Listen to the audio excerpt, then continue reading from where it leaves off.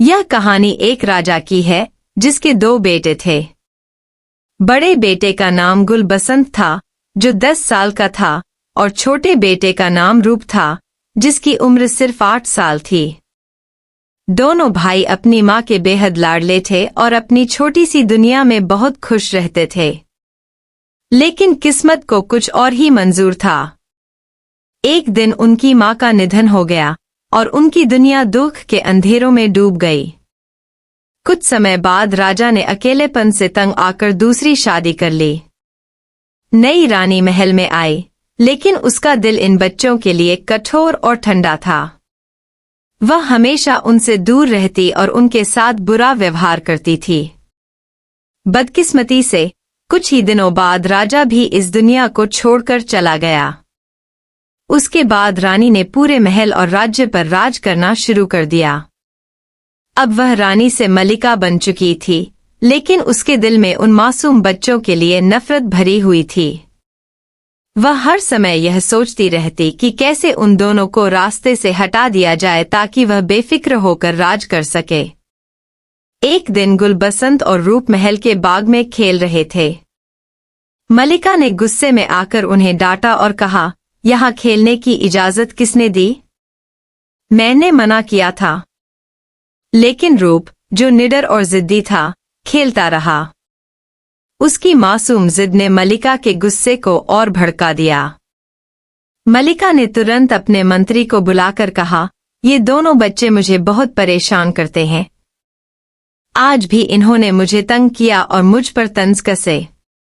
अब मैं इनकी गुस्ताखी और बर्दाश्त नहीं कर सकती। इन्हें तुरंत कैदखाने में डाल दो। मंत्री ने मलिका के आदेश का पालन किया और गुलबसंत और रूप को महल के एक अंधेरे कैदखाने में बंद कर दिया। अगली सुबह मलिका ने ऐलान किया कि इन दोनों बच्चों को सुबह सूरज निकलने से पहले फांसी पर चढ़ा दिया जाएगा। सुबह जब फांसी का समय आता है तो मलिका मंत्री को बुलाती है और हुक्म देती है कि बच्चों को पेश किया जाए। दोनों भाई, गुलबसंत और रूप, चुपचाप कैद खाने से बाहर लाए जाते हैं। उनकी मासूम आंखों में डर नहीं, बल्कि एक अजीब सा सुकून झलकता है। उन्हें पता था कि जो भी होगा, वे एक दूसरे का साथ कभी नहीं छोड़ेंगे। मलिका मंत्री को हुक्म देती है, सबसे पहले रूप को फांसी दो। यह छोटा है, लेकिन मुझे सबसे ज्यादा तंग इसी ने किया है। यह सुनते ही गुलबसंत, जो बड़ा भाई था, बेचैनी से आगे बढ़ता है और मंत्री के सामने हाथ जोड़कर कहता है, नहीं, पहले मुझे फांसी दो। मैं बड़ा हूं और मैं अपने छोटे भाई को मौत के घाट उतरते हुए नहीं देख सकता। मंत्री गुलबसंत की तरफ देखता है। उसकी आवाज की मजबूती और आंखों की सच्चाई ने एक पल के लिए सबको खामोश कर दिया। मंत्री ने मलिका के हुक्म का पालन करते हुए गुलबसंत को फांसी के लिए तैयार किया। जैसे ही गुलबसंत को फांसी के तख्ते के करीब ले जाया गया, रूप तेज आवाज में चिल्लाया, नहीं, मुझे फांसी दो। यह मेरा बड़ा भाई है, इसने हमेशा मेरा ख्याल रखा है। अगर किसी को मरना है तो वह मैं हूं। इसे जाने दो। रूप की आवाज में इतनी मासूमियत और प्यार था कि वहां मौजूद हर शख्स की आंखें नम हो गईं। मंत्री के हाथ कांपने लगे। वह यह सब देखकर बेहद परेशान हो गया।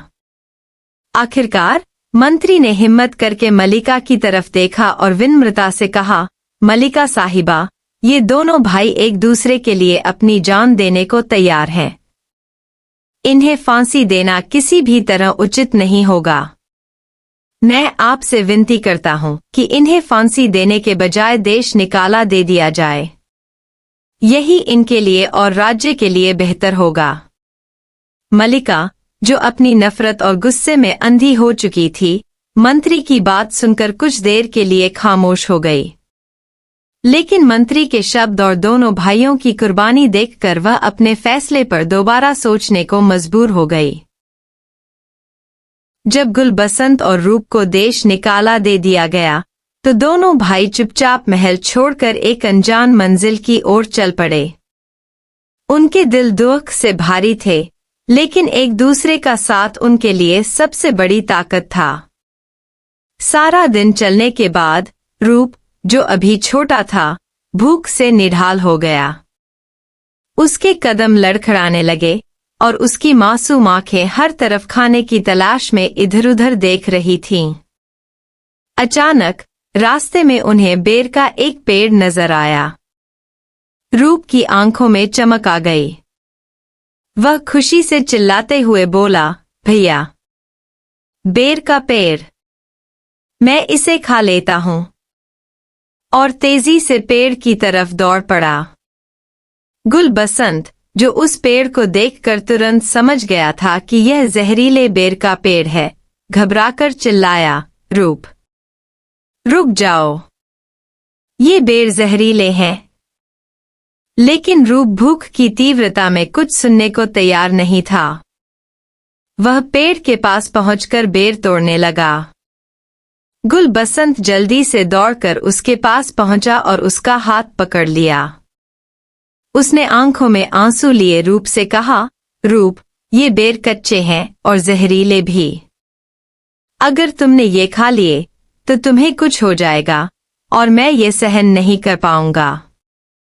हमने सब कुछ खो दिया है, लेकिन मैं तुम्हें नहीं खोना चाहता। चलो, थोड़ा और सब्र कर लो। शायद आगे कहीं कुछ अच्छा खाने को मिल जाए। रूप ने अपने भाई की बात सुनी। उसकी मासूम आंखों में आंसू आ गए। वह थकी हुई आवाज में बोला, भैया, मुझे बहुत भूख लगी है, लेकिन मैं आपकी बात मानूंगा। आप मेरे लिए हमेशा सही सोचते हैं। गुलबसंत ने रूप को गले से लगा लिया और उसके आंसू पोंछ दिए। उस पल दोनों भाइयों के प्यार ने एक बार फिर यह साबित कर दिया कि उनका रिश्ता दुनिया के हर रिश्ते से ज्यादा मजबूत और पवित्र था। दोनों ने एक दूसरे का हाथ थामा और अपनी मंजिल की ओर बढ़ गए, भूख, प्यास और हर कठिनाई का सामना करने के लिए तैयार।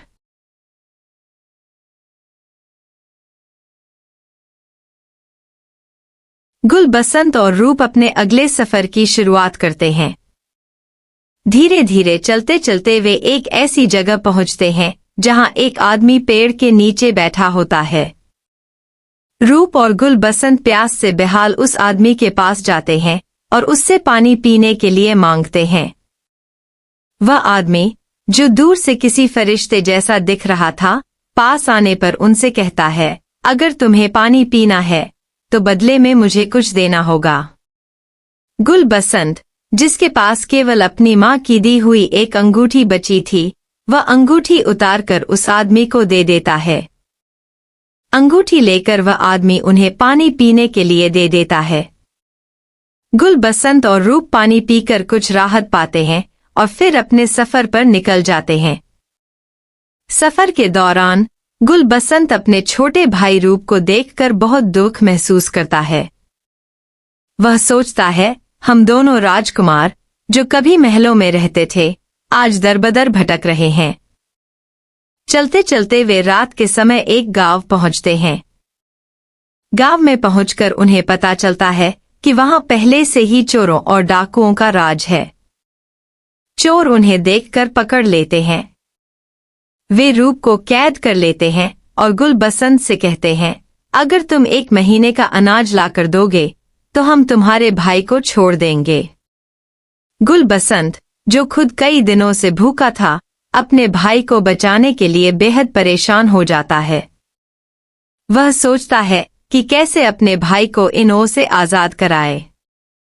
अनाज का इंतजाम करने के लिए वह इधर-उधर भागता है, लेकिन कुछ हासिल नहीं होता। अचानक उसे एक आदमी दिखाई देता है जो घोड़े पर सवार था।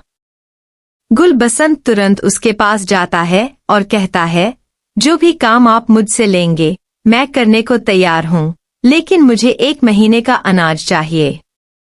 घोड़े पर सवार व्यक्ति गुलबसंत को अपने गांव ले जाता है। गांव पहुंचकर वह गुलबसंत को एक बंजर जमीन दिखाता है और कहता है, अगर तुम इस जमीन को उपजाऊ बना सकते हो तो बदले में तुम्हें अनाज मिलेगा। गुलबसंत, जो कभी एक राजकुमार था, दिन भर बैल की मदद से बंजर जमीन पर हल चलाता और रात में पानी लाकर जमीन को सींचता। उसकी मेहनत और लगन रंग लाती है और 1 महीने बाद उसे अनाज मिल जाता है। गुल बसंत खुशी खुशी अनाज लेकर उस गांव वापस आता है जहां उसका छोटा भाई रूप कैद था। वह अनाज चोरों को देता है और अपने भाई को आजाद कराता है। जैसे ही रूप गुल बसंत को देखता है, वह दौड़कर अपने भाई से लिपट जाता है और फूट फूट कर रोते हुए कहता है, भैया, आपने कितनी मेहनत और तकलीफ झेलकर मुझे आजाद कराया। आपने अपनी जान तक की परवाह नहीं की। मैं आपकी इस मोहब्बत का कर्ज कभी नहीं उतार सकता। गुल बसंत रूप को सांत्वना देते हुए कहता है, रूप, मैं तुम्हारा बड़ा भाई हूं। तुम मेरी जिम्मेदारी हो। तुम्हें तकलीफ में देखना मेरे लिए सबसे बड़ा दुख है।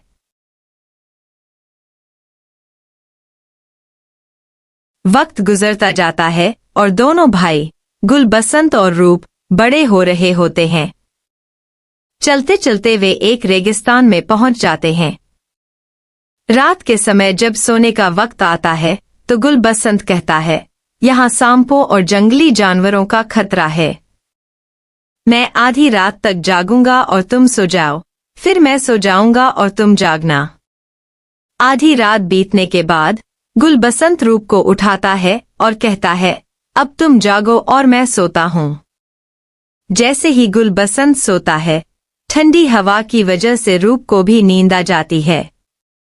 अचानक एक सांप आता है और रूप को डस लेता है। सुबह जब गुल बसंत जागता है और रूप को उठाने की कोशिश करता है तो उसे पता चलता है कि रूप अब इस दुनिया में नहीं रहा। यह जानकर गुल बसंत का दिल गम से भर जाता है। वह रूप को अपनी गोद में लेकर फूट फूट कर रोता है। अपनी बेबसी और भाई के जाने के गम में वह बेहाल हो जाता है। फिर वह मदद के लिए पास के गांव जाने का फैसला करता है, लेकिन गांव पहुंचने में उसे काफी देर हो जाती है। उसी दौरान एक जोगी और जोगिन उस जगह से गुजरते हैं जहां रूप जमीन पर बेहोश पड़ा होता है। रूप की सुंदरता देखकर वे हैरान हो जाते हैं और सोचते हैं कि यह नौजवान यहां अकेला क्यों पड़ा है। जोगी और जोगिन उसके पास जाते हैं और अपने पास मौजूद दवा उसे पिलाते हैं। दवा के असर से रूप को होश आ जाता है। जब रूप होश में आता है तो तुरंत अपने भाई गुल बसंत को याद करता है और पूछता है, मेरा भाई कहाँ है? गुल बसंत कहाँ गया? जोगी और जोगिन अफसोस से कहते हैं, हमें नहीं पता कि तुम्हारा भाई कहाँ गया, लेकिन हमारी कोई संतान नहीं है। अगर तुम चाहो तो हमारे बेटे बनकर हमारे साथ रह सकते हो। रूप, जो अपने भाई से बिछड़ने के गम में टूटा हुआ था, सोचता है कि शायद किस्मत ने उसके लिए यही लिखा था। वह जोगी और जोगिन के साथ चलने का फैसला कर लेता है। लेकिन जैसे ही वे तीनों सफर पर निकलते हैं, अचानक रेगिस्तान में एक जबरदस्त तूफान आ जाता है। तूफान में वे तीनों एक दूसरे से बिछड़ जाते हैं। रूप, जो अब अकेला रह जाता है, चलते चलते एक गांव पहुंचता है। वहां वह देखता है कि बहुत बड़ी भीड़ लगी हुई है। जिज्ञासा के साथ वह भी उस भीड़ के पास जाता है और पता करता है कि वहां के राजा ने अपनी बेटी की पसंद की शादी के लिए यह सभा बुलाई है। राजा ने ऐलान किया है कि उसकी बेटी जिसे पसंद करेगी, उसी से उसकी शादी होगी।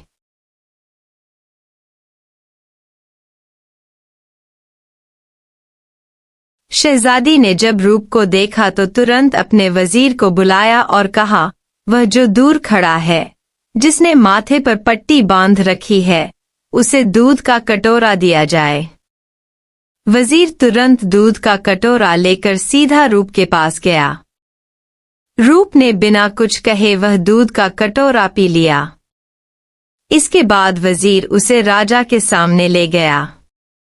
राजा ने जब रूप को देखा तो बहुत खुश हुआ और अगली सुबह धूमधाम से रूप और शहजादी की शादी करवा दी। रूप ने शहजादी के साथ एक नया घर बसाया और राजकुमारों जैसी जिंदगी जीने लगा। लेकिन जैसे जैसे समय बीतता गया, रूप अपने कठिन दिनों और अपने भाई गुलबसंत को भूलने लगा, जिसने उसके साथ हर दुख झेला था। दूसरी ओर गुलबसंत एक गांव पहुंचा। उसने एक घर के दरवाजे पर दस्तक दी। दरवाजे से एक आदमी बाहर निकला। गुलबसंत ने उससे कहा, मेरा भाई सांप के काटने की वजह से मर गया है। मुझे कफन का कपड़ा चाहिए ताकि मैं अपने भाई को दफना सकूं। उस आदमी ने कहा, मैं तुम्हें कफन का कपड़ा दूंगा, लेकिन बदले में तुम्हें मेरा एक काम करना होगा। गुलबसंत ने पूछा, क्या काम? आदमी ने जवाब दिया, हमारे गांव में रात के वक्त एक खूंखार दानव आता है, जो किसी को भी जिंदा नहीं छोड़ता। आज रात पहरा देने की बारी मेरी है, लेकिन अगर तुम मेरी जगह पहरा दोगे तो मैं तुम्हारी मदद करूंगा। गुलबसंत ने हिम्मत बांधी और कहा, ठीक है, मैं पहरा दूंगा। अंधेरा होते ही गुलबसंत तलवार लेकर गांव के चारों ओर चक्कर लगाने लगा। अचानक खूंखार दानव आ गया। गुलबसंत ने अपनी बहादुरी दिखाते हुए तलवार से उस दानव के 2 टुकड़े कर दिए। इसके बाद वह उसी आदमी के पास गया और उसे बताया, मैंने खूंखार दानव को मार डाला है। यह सुनकर आदमी बहुत खुश हुआ और गुलबसंत को अपने घर ले जाकर खाना खिलाया। लेकिन उस आदमी की नीयत खराब थी। उसने खाने में बेहोशी की दवा मिला दी। जैसे ही गुलबसंत बेहोश हुआ, आदमी ने सोचा कि सुबह दानव को मारने की खबर देकर उसे बड़ा इनाम मिलेगा। उसने गुलबसंत को एक नाव में डाल दिया और नाव को समुद्र में छोड़ दिया। सुबह के वक्त सूरज की रोशनी तेज हो रही थी जब गुलबसंत को होश आया। वह हैरान था कि वह कहां पहुंच गया है। उसके दिल में एक बार फिर अपने भाई रूप का ख्याल आया। उसने सोचा, शायद अब तक जानवरों ने मेरे भाई को खा लिया होगा। यह सोचकर उसने लंबी सांस ली और नाव को किनारे की ओर ले जाने की कोशिश करने लगा। काफी मेहनत के बाद वह समुद्र पार करके किनारे पर पहुंच गया। वहां उसे एक बाग दिखाई दिया जो बेहद खूबसूरत और हरा भरा था। थकान से चूर गुलबसंत बाग में दाखिल हुआ और एक पेड़ के नीचे लेटकर सो गया। यह बाग एक राजा का था, जिसकी देखभाल माली और उसकी पत्नी मालिन करते थे। माली और मालिन जब बाग में घूम रहे थे तो उन्होंने गुलबसंत को सोते हुए देखा। वे हैरान हो गए कि यह नौजवान कौन है और यहाँ कैसे आया। माली ने गुलबसंत को जगाया और पूछा, बेटा, तुम कौन हो और यहाँ क्यों आए हो? गुलबसंत ने धीरे से जवाब दिया, मैं एक यात्री हूँ। बहुत दूर से आया हूँ और रास्ते में थक कर यहाँ रुक गया हूँ। क्या मैं कुछ दिन यहाँ रह सकता हूँ? माली और मालिन ने एक दूसरे की ओर देखा और कहा, हम राजा से बात करेंगे। अगर वह इजाजत देंगे तो तुम यहाँ रह सकते हो। इसके बाद उन्होंने गुलबसंत को खाने के लिए कुछ दिया और गुलबसंत ने शुक्रिया के साथ खाना खाया। माली और मालिन गुलबसंत से कहते हैं, अगर तुम यहाँ रहना चाहते हो तो तुम्हें हमारे साथ बाग के कामों में मदद करनी होगी। गुलबसंत इस शर्त को मान लेता है और रोज बाग के फूलों को पानी देता, सुंदर फूल तोड़कर उनकी मालाएं बनाता और माली और मालिन को दे देता। माली और मालिन ये मालाएं सुबह महल में ले जाकर राजा को पेश करते। एक शाम जब माली और मालिन महल में रुके हुए थे, उन्होंने देखा कि राजा ने जब अपनी माथे की पट्टी उतारी तो पूरा महल रोशनी से जगमगा उठा, जैसे चांद महल के अंदर आ गया हो। माली और मालिन यह दृश्य देखकर हैरान रह गए। अगली सुबह जब वे वापस बाग में पहुंचे तो उन्होंने यह बात गुलबसंत को बताई। गुलबसंत यह सुनकर चौंक गया।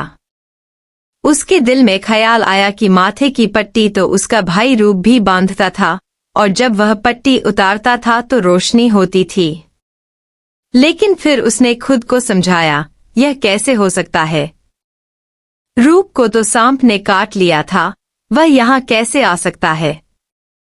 अगली सुबह जब माली और मालिन महल जा रहे थे तो गुलबसंत ने उनसे कहा, राजा से कहना कि एक राजा था जिसके 2 बेटे थे और उनकी माँ सौतेली थी। माली जब दरबार में फूलों की माला राजा के सामने पेश करता है तो वह यह बात राजा को बता देता है। राजा यह सुनकर हैरान रह जाता है लेकिन चुप रहता है। अगले दिन माली और मालिन फिर से महल जाते हैं और फूलों की माला पेश करते हुए राजा से कहते हैं।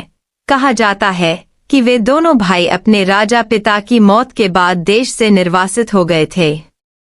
जैसे ही राजा यह बात सुनता है वह हैरानी और बेचैनी में खड़ा हो जाता है और माली और मालिन से पूछता है, यह बातें तुम्हें किसने बताई हैं? माली और मालिन डर जाते हैं कि शायद राजा को गुस्सा आ गया है और अब उनकी जान खतरे में है। वे माफी मांगते हुए कहते हैं, महाराज, यह बातें हमें बाग में काम करने वाले एक आदमी ने बताई हैं। यह सुनकर राजा सीधे बाग की ओर चल पड़ता है। उसकी आंखों से आंसू लगातार बह रहे होते हैं जो रुकने का नाम नहीं ले रहे। दरअसल यह राजा रूप था जिसने राजकुमारी से शादी करने के बाद शाही जीवन जीना शुरू कर दिया था। जब वह बाग में गुलबसंत को सोते हुए देखता है तो वह खुशी और गम के मिले-जुले भावों से फूट फूट कर रोने लगता है। गुलबसंत की आंख खुलती है और वह अपने भाई रूप को अपने सामने देखकर हैरान और खुश हो जाता है। दोनों भाई एक दूसरे से गले मिलते हैं और देर तक अपने दुख सुख बांटते हैं। रूप गुलबसंत से माफी मांगता है कि उसने अपनी ऐशो आराम की जिंदगी में उसे भूल गया था। गुलबसंत भी अपने भाई को यकीन दिलाता है कि उसने कभी उससे कोई शिकायत नहीं की। इस तरह किस्मत एक बार फिर दोनों भाइयों को मिला देती है। दोनों भाई फिर से राजकुमारों जैसी जिंदगी जीने लगते हैं, लेकिन अब वे अपने अतीत को हमेशा याद रखते हैं और एक दूसरे की कदर करना कभी नहीं भूलते।